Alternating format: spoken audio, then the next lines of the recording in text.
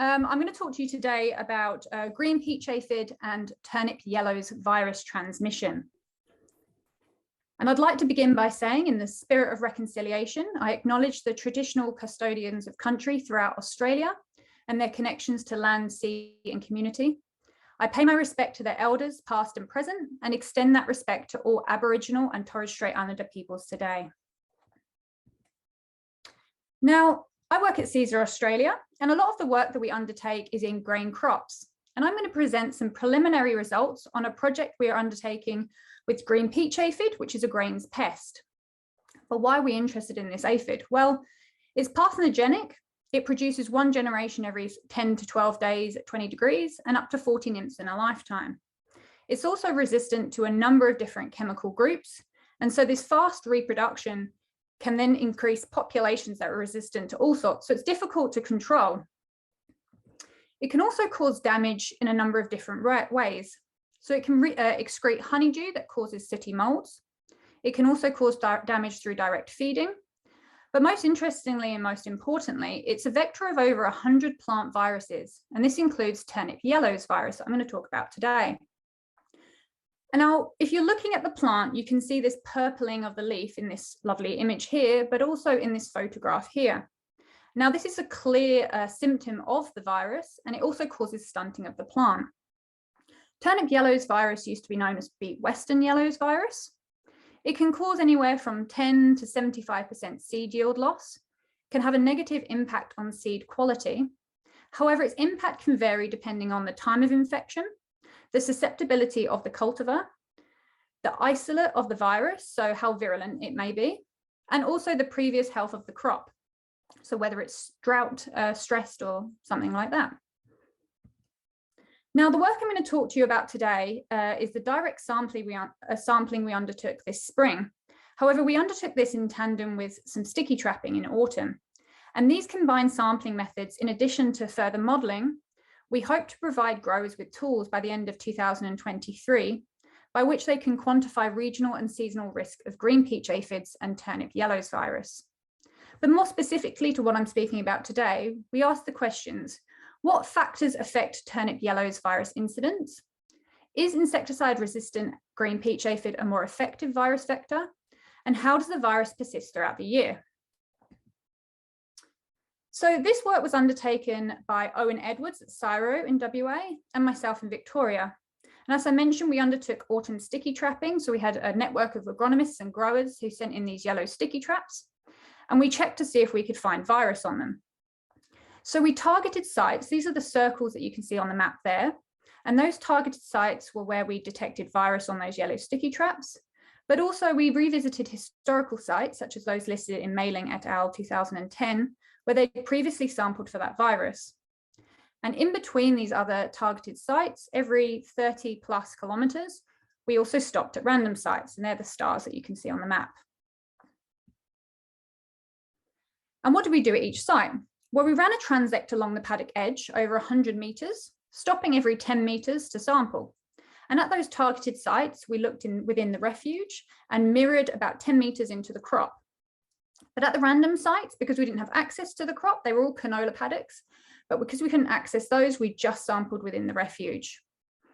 We noted the plant composition, any symptoms that we could see for the virus, and if a plant host of green peach aphid and turnip yellow's virus was present, so any of those that you can see in that table there, we collected both old and new leaves from that plant and ran RNA extractions to see if there was virus present. Also, if we found aphids present, we collected those also to test for the virus, but also ran gut content analyses to see what they've been feeding on, and also testing them for their resistance. Now, virus presence is wrapped up in the growth stage, but during this time, we found all canola crops be at the flowering stage. So it was a variable we didn't really need to take into account. However, the plants in the refuges were at varying stages.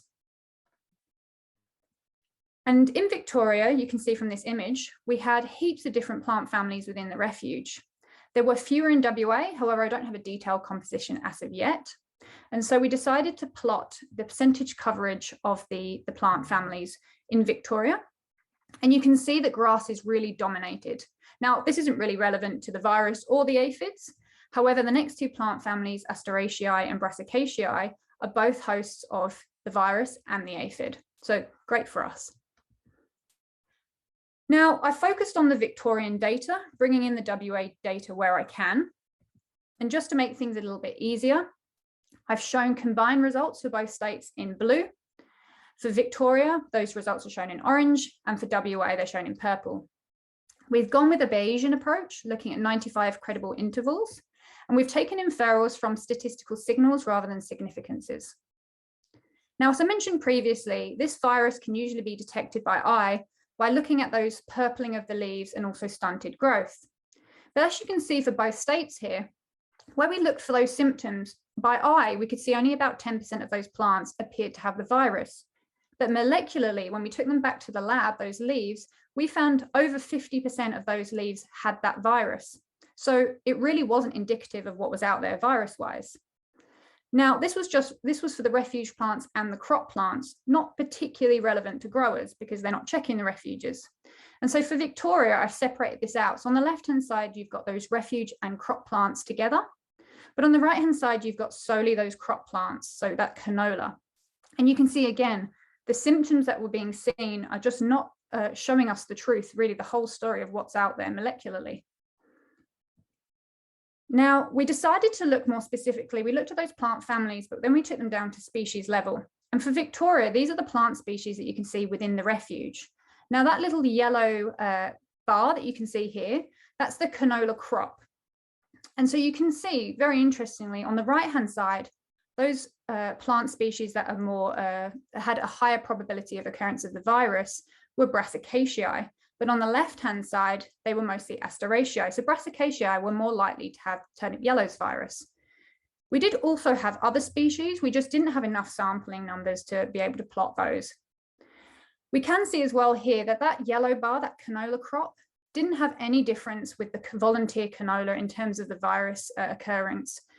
So again, pretty interesting there. Now in WA, we had far fewer plants that we sampled sort of in enough numbers. We did have some others that were there. You can see there's a lot of overlap with plant hosts in both Victoria and WA, but there are some differences. Now, interestingly, again, you've got the yellow, that's the canola crop. Interestingly, subclover in WA, all subclover that was tested had virus, whereas in Victoria, all radish that was tested had virus. However, those sampling numbers are so low, it could be that they were all taken from one region where the virus is present. And so repetition over a number of years is necessary to see if this is the general trend we see across both states. And so we were also interested to see whether aphid presence correlated with the virus presence. Now, green peach aphid is by far the most important vector of this virus in Australia.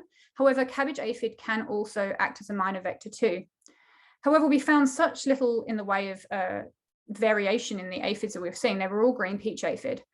Mostly we found sow thistle aphids on those sow thistle plants. And so we decided we would focus solely on green peach aphid. And so we wanted to quantify by infestation levels how many aphids we found and whether that was related to the amount of virus we saw. And so we had 0 on each plant, 1 to 9 on each plant, or 10 plus on each plant. And you can see here we have quite a nice, neat trend that as you increase the number of green peach aphid on a plant, the probability of occurrence of the virus increases as well. And when we split this per state, not so clear a picture for Victoria. That could just be we didn't find many aphids on each plant, but WA has quite a nice clear trend there. We also wanted to look at the presence of alates. Now, these are the winged aphids, to see if there's any sort of correlation between the migration of those aphids and the presence of the virus. And as you can see from this graph, this is for the 2 different states, there isn't any difference between the absence and the presence of alates. So not a good indication for virus. We also wanted to look at whether the canola variety played a role in virus incidence. And you can see, I'm not going to go into the actual varieties, but you can see here there really is a bit of a trend with particular varieties. And this is just for Victoria. Now, we don't have a breakdown of WA at this stage.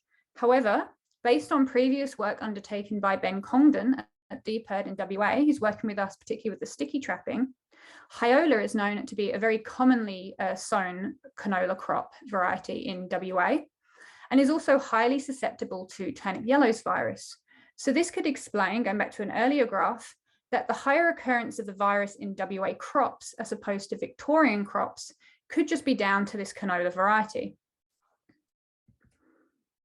And so in conclusion, brassicas are very common within crop refuges. Turnip yellows virus is also common, and even more so within the crop. Plants are generally asymptomatic. Now, this doesn't mean that by being asymptomatic, it's not an issue. It still causes problems with seed yields and things as well. So it's not a good indication for us, unfortunately, to detect whether virus is present. The plant host important varies per state. Brassicaceae generally is the most important. And so at this point, with these very preliminary results, if we had to give some advice, it would probably be if a grower wants to reduce or eliminate that risk of virus within a crop, it's to remove those brassicas in the refuge. Now, a bit of a catch-22, if you're removing those brassicas, in turn, you are removing that low numbers of aphids that might be outside of the crop, and in turn, those beneficials that are simmering away in the background, both within and outside of that growing season. And so it can be a bit difficult. You can grow sow canola seed into stubble, and we could also look at maybe having grasses there to act as some sort of barrier, but further work needs to be undertaken. Also, green peach aphids are numbers are a good indication of whether the virus is present or not. Alates, however, are not. And the canola variety is hugely important. And so what's next? Well, we're going to undertake further analyses with that WA data. We also want to look at the effects of sowing date and different seed treatments. All bar one of these crops were seed treated, but the treatments were with different chemicals. We also want to undertake the green peach aphid testing, and that's those that were directly sampled, but also those that were trapped on the sticky traps in autumn, looking at their resistance status and their gut content analyses to see what they've been feeding on. And we're going to repeat this work all again next year. And so I'm going to finish up with a bit of a shameless ask. If you know of anyone or yourself would like to be involved in our monitoring next year, that's with the sticky trapping in autumn around Anzac Day, and also the direct sampling, we'd love to hear from you. And we're also offering a free aphid insecticide resistance testing service, looking for green peach aphid that has survived chemical applications, those with suspected chemical resistance, and where you've got other aphid species present where there are control failures. If you could email me at that email address, it would be wonderful to hear from you. And so I'd just like to finish up by thanking everyone who's involved, all those funding bodies, and for Lewis Matter for analysing the data. And I think I've got a little bit of time for questions if anyone has any.